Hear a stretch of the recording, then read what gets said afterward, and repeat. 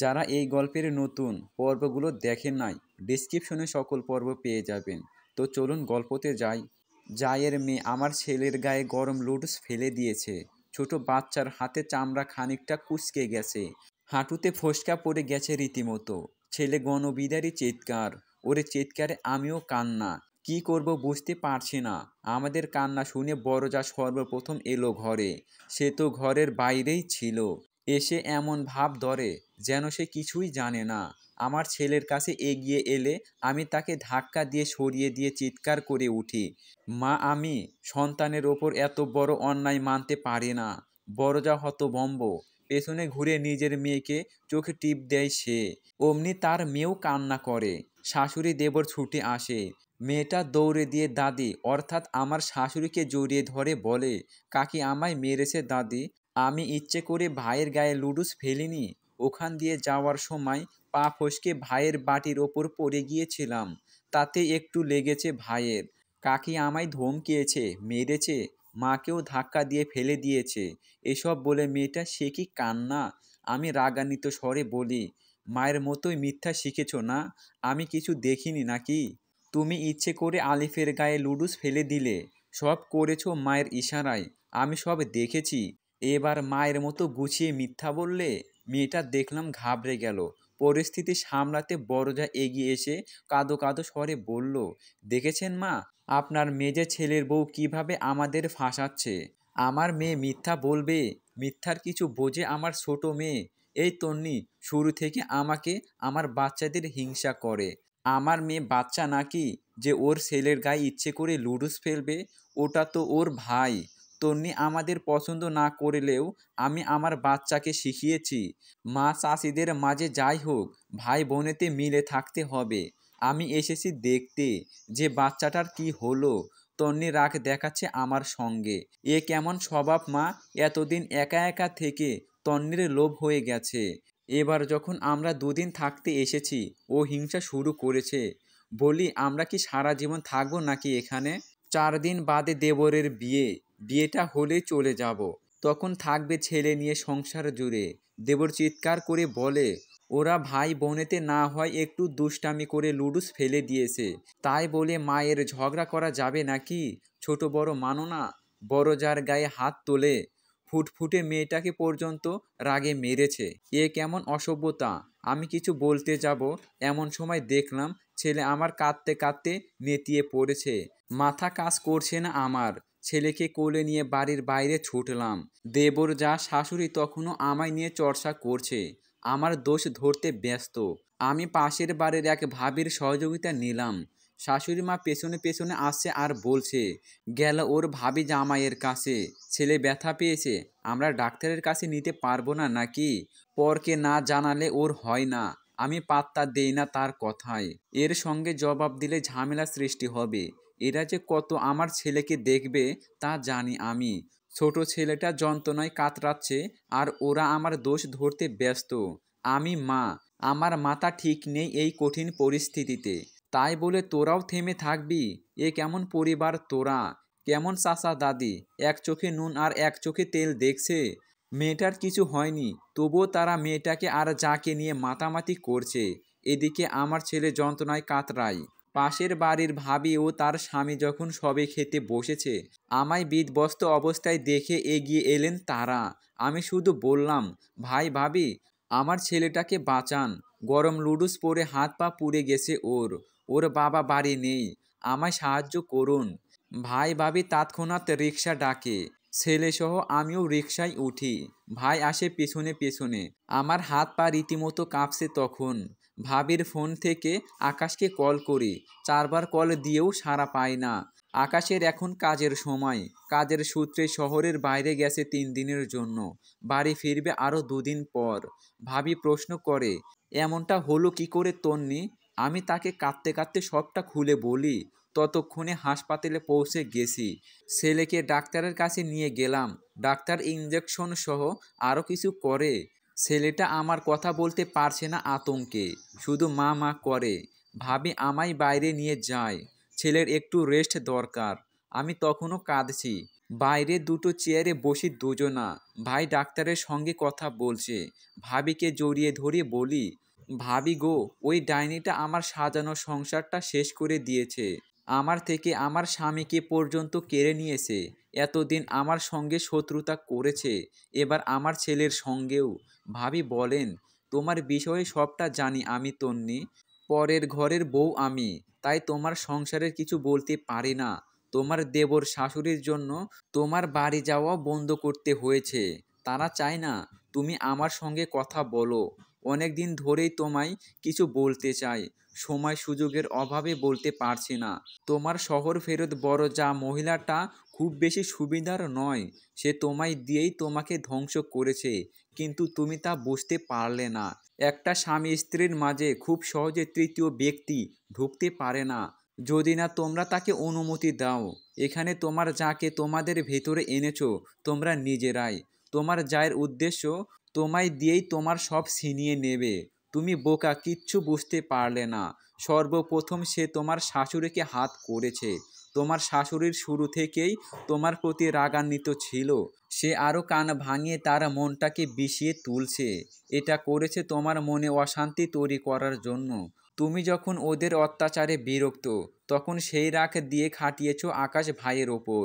এতে করে দুজনের মাঝে ঝামেলা সৃষ্টি হয়েছে, দূরত্ব বেড়েছে, একটা ফাটল তৈরি হয়েছে। সেই ফাটলে অবস্থান করছে তোমার বড় জা। দুজনকে মিল না করে, এক না করে দিয়ে আরও উস্কে দিয়েছে। তোমরাও ওর তালে নেচেই গেছো। তোমরা স্বামী স্ত্রী যদি ঠিক থাকতে, তাহলে এমনটা হতো না। তোমার যা চেয়েছে সর্বপ্রথম তোমায় একা করবে, এরপর তোমার থেকে তোমার স্বামীকে কেড়ে নেবে। সন্তানের দোহাই দিয়ে তুমিও আকাশ ভাইটিকে ছিলে, তাই এবার তার তীর তোমার ছেলের ওপর। এই জন্যই বলি বোন, যাই হয়ে যাক নিজের স্বামীকে কখনো হাতছাড়া করো না। স্বামী স্ত্রী মিলটা ধরে রাখতে হয়। স্বামী যদি পাশে থাকে, মেয়েরা এভারেস্টও জয় করতে পারে। আমি থম মেরে বসে রইলাম কিছুক্ষণ। ভাবির প্রতিটি কথাই সত্য। এই গভীর সত্য আমি উপলব্ধি করতে পারিনি এতদিন। এদের অন্যায় অত্যাচার আমায় বন্ধ করে দিয়েছিল। আমায় দিয়েই আমার এত বড় ক্ষতি করেছে বড়জা। আমি টের পেলাম না। সত্যি কত বোকা আমি। মানুষ কালসাপের চেয়েও ভয়ঙ্কর। কত সুন্দর একটা সাজানো সংসার, সম্পর্ক সব নষ্ট করে দিয়েছে মহিলাটা। ভাবির দিকে অশ্রুসিক্ত নয়নে তাকিয়ে বলি, এবার কি করব আমি ভাবি? কোনো কি উপায় নেই? আমার সন্তানদের ভবিষ্যতের জন্য হলেও আমি লড়াই করতে চাই। আমার সংসারটা টিকিয়ে রাখতে চাই। সবটা এখন হাতের বাইরে চলে গেছে তন্নি। জানি না কতটা কি করতে পারবো। আকাশ ভাই পুরোপুরি বদলে গেছে। যে যা বলে তাই করছে। তবে চেষ্টার কোনো বিকল্প নেই। তুমি আকাশ ভাইয়ের সঙ্গে সব ভুল বোঝাবুঝি মিটিয়ে আবার এক হও। এরপর প্রয়োজনে দুজনে অন্য কোথাও চলে যাও। এটাই সমাধান, সর্বশেষ সমাধান। দীর্ঘশ্বাস নিলাম আমি। মন স্থির করেছি। ডাক্তার ডেকে পাঠালেন। ওষুধ সহ কিছু পরামর্শ দিলেন। ভাই ভাবিকে ধন্যবাদ জানিয়ে ছেলেকে নিয়ে বাড়ি ফিরলাম। পরিবেশ শান্ত। যা মনে সুখে গান গাচ্ছে আর কাজ করছে। গায়ে ওড়না নেই, পরেছে একটা পাতলা শাড়ি। পেট পিঠ সব দেখা যায়। এসেছে থেকে এমন পোশাক পরে এই মহিলা, দেখে আমারই লজ্জা করে। বিবাহ উপযুক্ত দেবর সামনে বসে ভাত খাচ্ছে এবং আর চোখে তাকে দেখছে। মহিলা এতে এনজয় করছে। ইনি আবার সারাক্ষণ আমায় খুদ ধরে বেড়ায়, অথচ নিজেরই চলন খারাপ। শাশুড়ির সামনেও আজ পর্যন্ত মাথায় কাপড় ছাড়া গিয়েছি নাকি সন্দেহ। আমি কিছু না বলে সোজা ঘরে ঢুকলাম। মা একবার এলো আমার ছেলেকে দেখতে, যাও এলো, সঙ্গে তার মেয়ে। আমি দাঁড়িয়ে থাকি সেখানেই। ওরা চলে গেলে দরজা আটকে দেই, ছেলেকে খাইয়ে দেই। দুদিন পর আকাশের ফেরার দিন। এ দুদিন আকাশের সঙ্গে আমার এক মিনিটও কথা হয়নি। যতবার কল দিয়েছি বন্ধ পেয়েছি। ওর মাকে নাকি বলেছে বাড়ি থেকে কেউ যেন ফোন না দেয়, কাজে ব্যস্ত থাকবে। ওই ঘটনার পর ছেলেকে চোখে চোখে রাখি ভীষণ। আকাশ যেদিন ফিরবে সেদিন সন্ধ্যায় খুব সুন্দর করে সাজুগুজু করি আমি। প্রেগনেন্সির উঁচু পেট নিয়েও শাড়ি পরেছি, হাত ভর্তি চুড়ি, চুলে খোপা। এসব আকাশের জন্য। আমার এমন সাজ তার ভীষণ প্রিয়। আজ সকল মনোমালিন্য দূর করব। স্বামী স্ত্রী এক হব আমরা। ছেলেকে আগেই খাইয়ে ঘুম পাড়িয়েছি। এ সময়টা হবে আমাদের একান্তের। কলিং বেলের শব্দ পেতেই তড়িঘড়ি করে দরজার কাছে যাই। দরজা খুলতেই দেখি আকাশ ও রিঙ্কি দাঁড়িয়ে আছে। দুজন হেসে হেসে কথা বলছে। মাথায় আমার বাজ পড়ে যেন। আকাশ আমার দিকে তাকিয়ে বলে, জোকার সেজে দাঁড়িয়ে আছো কেন? ভেতর আসতে দাও আমাদের। অপমানে কষ্টে সেই স্থান ত্যাগ করি। ঘরে চলে যাই। যেতে যেতে শুনি রিঙ্কিকে ফেরার সময় রাস্তায় পেয়েছে আকাশ। আমাদের বাড়িতেই আসছিল তাই নিয়ে এলো। দুদিন বাদে বিয়েও আছে। বড় যা আহ্লাদে আটখানা। এসব শুনে ঘরে গিয়ে সর্বপ্রথম আয়নার সামনে দাঁড়ালাম। খুব কি অসুন্দর লাগছে আমায়? জোকার লাগছে। স্বামীর মুখ থেকে এত বড় কথা কোনো স্ত্রী মানতে পারে? সৃষ্টিকর্তা আমায় ভালো ভাগ্য না দিলেও দিয়েছে সুন্দর চেহারা। ফর্সা গায়ের রং আমার, লম্বা মাথাভর্তি চুল, মিডিয়াম স্বাস্থ্য। মেয়ে পেটে আসার পর চেহারার পরিবর্তন হয়েছে আরও। গোলগাল হয়েছে মুখখানা। যদিও রুক্ষতা রয়েই গেছে, তবে সাজের আড়ালে ঢেকে পড়েছে তা। নোনা জল বেয়ে পড়ে চোখ দিয়ে আমার। রাগে টেনে হিঁচড়ে পরনের শাড়িসহ প্রসাধনী ধুয়ে মুছে সাফ করি। কার জন্য সাজলাম আমি, যে ভালো করে তাকালোই না, যার আমার প্রতি কোনো অনুভূতিই নেই। বিছানায় বসি আমি। অতীতের কত স্মৃতি মনে পড়ে। আমায় এমন সাজে দেখলে আকাশের যেন ঈদ লেগে যেত। খুশিতে চোখ মুখ উপচে পড়তো। আজ কি না আর ভাবতে পারলাম না। শুয়ে রইলাম কিছুক্ষণ। মনকে শান্ত করে ভাবলাম, একবারের চেষ্টায় ব্যর্থ হয়ে হেরে গেলে চলবে না আমার। যদি না পারি একবার, চেষ্টা করব 1000 বার। উঠে দাঁড়ালাম। সাধারণ জামা কাপড় পরে নিচে এলাম। আকাশ খাবার টেবিলে। পাশে বসেছে রিঙ্কি।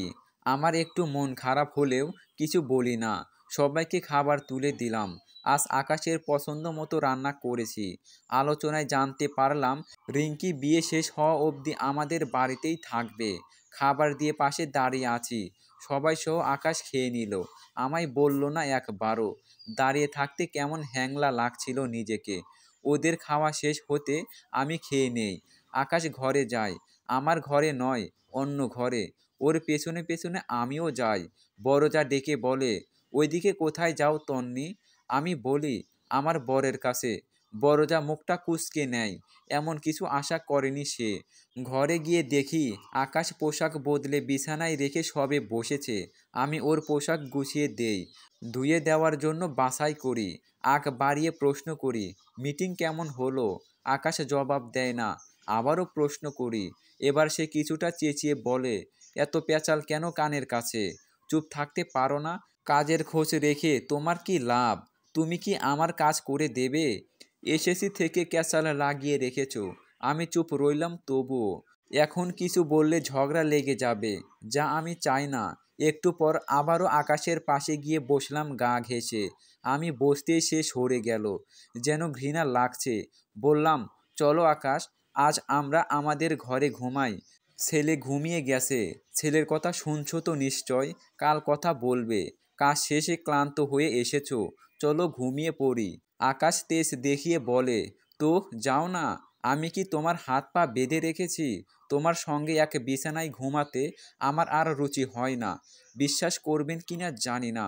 ওর কথা শুনে এক মুহূর্তের জন্য আমি যেন হারিয়ে গেলাম। মস্তিষ্ক ফাঁকা হয়ে গেছে। কোনো রকম হেঁটে ঘর থেকে বেরিয়ে এলাম। আমার যাওয়ার সঙ্গে সঙ্গে আকাশ শব্দ করে দরজা লাগায়। আমি একজন প্রেগনেন্সি মানুষ। সারা রাত ওর দরজার সামনে বসে থেকে কেঁদেছি। পেটের এক সাইডে শক্ত হয়ে গেছে একদম, মেঝেতে বসে থেকে। তবু ওর মায়া হয় না, দরজা খুলে দেয় না। মাঝরাতে দরজায় মাথা দিয়ে ঘুম ঘুম ভাব হয়েছে সবে। কারো পায়ের শব্দ পাই। চোখ খুলে দেখে রিঙ্কি যাচ্ছে চুপি চুপি। হয়তো আকাশের ঘরের দিকে এসেছিল। আমায় দেখে এবার পালিয়ে যাচ্ছে। এটা আমার মনের ধারণা। ধারণা দিয়ে প্রতিবাদ করা যায় না। আমার প্রতিবাদে কেউ সম্মতিও দেবে না। উল্টো সবাই মিলে ধরবে। আকাশও নেই আমার পক্ষে। এই অবস্থায় এত মানসিকতা চাপ আমি নিতে পারবো না। ভোর রাতের দিকে ঘরে আসি। সারা রাত বাইরে থাকায় জ্বরে গা পুড়ে যাচ্ছে। উঠতে দেরি হচ্ছে। মা ও দেবর চেঁচিয়ে বাড়ি মাথায় করে, রান্না কেন হয়নি এখনো? বড়জা আসে ঘরে। জোরে জোরে দরজা ধাক্কায়। যেন অপরাধ করেছি আমি। খুব কষ্টে উঠে দরজা খুলছি। যা প্রচণ্ড ঝাড়েও আমার ওপর চেঁচিয়ে বলে, সকাল সকাল কি নাটক শুরু করলে? রান্নাবান্না কিছু করবে না নাকি? এত বেলা অবধি কেউ ঘুমায়? গরু নাকি তুমি? বাড়িতে যে আমার বোন আছে সে খেয়াল তোমার আছে? তাকে খেতে দেবে কি? রান্নাটা কখন করবে শুনি? বেলা অবধি ঘুমাও কোন সাহসে? যেই মানুষটি আমার সামনে দাঁড়িয়ে এতগুলো কথা বলল সে নিজেই ওঠে বেলা 11টায়। আজ কোন ভাগ্যে তাড়াতাড়ি উঠেছে কে জানে। একটা গ্লাস পর্যন্ত ধোয় না এই মহিলা। এর সঙ্গে তর্ক করে লাভ নেই, এনার্জিও নেই। ভাবলাম ও বলছে বলুক, প্রথমে একটু ভালো করে বুঝিয়ে দেখি। বললাম, আজ আমার শরীরটা ভালো নেই ভাবি, আজকে রান্নাটা আপনি করে নিন ভাবি। প্রচুর জ্বর এসেছে, উঠতে পারছি না। সে বলে, আমি রান্না করতে পারবো না, আগুনের তাপে আমার র্যাশ হয়, স্কিনে রেড সার্কেল হয়। বুঝলাম না, এতদিন কি ইনি রাঁধেনি? একদিন রান্না করলে এত কিছু হবে? আবারও বলি, তাহলে আপনি এঁটো বাসনগুলো ধুয়ে দিন। এঁটো বাসন ধুলে আমার অ্যালার্জি হবে হাতে। ভাবলে কি করে আমি সবার এঁটো বাসন ধোবো? অথচ প্রতিদিন এমন কাজ আমি করি। বললাম, কাল বাদে বাড়িতে বিয়ে, আজ থেকে ঘরের কাজ করতে হবে। আপনি তাহলে বাড়িঘর পরিষ্কার করুন, আমি কষ্ট করে রান্নাবান্না করে নেই। আমায় কি তুমি কাজের মেয়ে ভেবেছো? ভুয়া নাকি আমি যে এসব করব? এছাড়াও আমার ডাস্টিং অ্যালার্জি, বেশি কাজ করলে আবার মাইগ্রেনও শুরু হয়। এত কথা না বলে রান্নাটা চাপালেই পারো। আমার বোনটা না খেয়ে থাকবে নাকি তোমার জন্য? সামান্য জ্বরের জন্য এত অজুহাত কেন তোমার? আমরা কি সন্তান জন্ম দেইনি? এবার আর চুপ থাকলাম না আমি, সোজা বলে দিলাম, আপনার বোন কি খাবে না খাবে সেটা আপনার ব্যাপার। নিজের বোন নিজে যত্ন করুন। আমি অসুস্থ শরীর নিয়ে কিচ্ছু করতে পারবো না। কাজের লোক আমিও নই। নিজেরা রান্না করে খেতে পারলে খান, না পারলে না খেয়ে থাকুন। আমার কথায় যা এবার চিৎকার শুরু করে। আমি সরে গিয়ে বিছানায় বসি। শাশুড়ি মা, দেবর ও আকাশ দৌড়ে আসে। যা বলে, আপনার মেজ বউ আমায় হিংসে করে মা। কদিনের জন্য এসেছি আমি, রান্না করে খেতে বলে। বাড়ির অতিথিকে না খেয়ে রাখতে বলে। জ্বর নাকি এসেছে ওর, তাই পটের বিবি হয়েছে। আকাশ তেড়ে এসে বলে, করোটা কি তুমি সারাদিন? রান্নাটা করে দিলে সমস্যা কোথায়? হাত ক্ষয়ে যাবে? অতিথির সামনে বাড়ির সম্মান নষ্ট করবে? ভাবিরা কদিন থেকেই চলে যাবে, ওদের সঙ্গে কেন ঝগড়া করছো তুমি? তোমার মন আসলেই কালো। তীব্র প্রতিবাদী স্বরে বলি, ভাবিও এই বাড়ির বউ, কাজ আমি করলে তারও করতে হবে। আমার শরীর খারাপ, আমি কিচ্ছু করতে পারবো না। আমার চিন্তা তোমরা না করলেও আমার ঠিকই করতে হবে।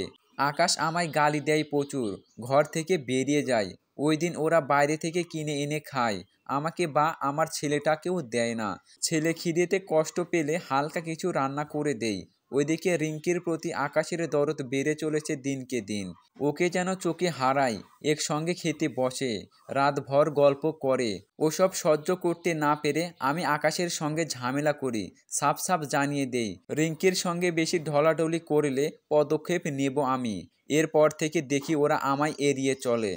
বড় যা বাইরে নিয়ে ওদের দেখা করায়। আমার ছেলেকেও আর সহ্য করতে পারে না আকাশ। বাচ্চার গায়ে হাত তোলে। ছেলে ওর সঙ্গে ঘুমাতে চাইলে আকাশ নারাজ, বাচ্চাকে গালমন্দ করে। দেবরের শপিং পর্যন্ত আকাশ যা আর রিঙ্কি গিয়ে করে, আমার খোঁজটাও নেয় না ওরা। আজকের জন্য এই পর্যন্তই। তো কেমন লাগলো গল্পটা জানাবেন। পরবর্তী পর্বর জন্য অপেক্ষা করুন।